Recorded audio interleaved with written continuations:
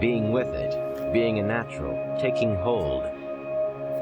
The mechanic I'm talking about, one says of him that he is interested in what he's doing, that he's involved in his work.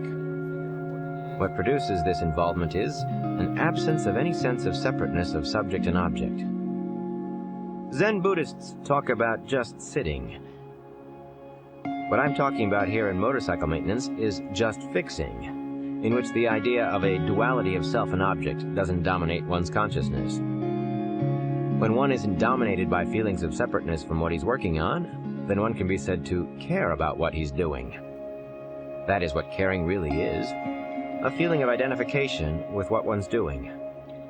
When one has this feeling, then he also sees the inverse side of caring, quality itself.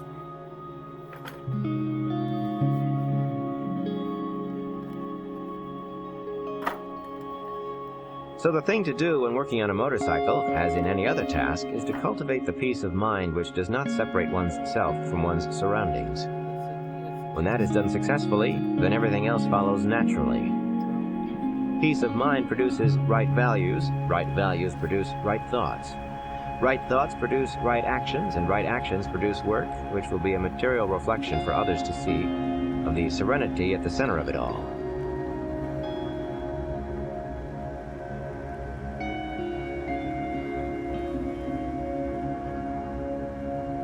The place to improve the world is first in one's own heart and head and hands, and then work outward from there.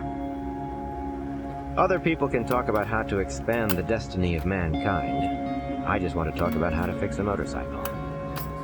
I think that what I have said has more lasting value.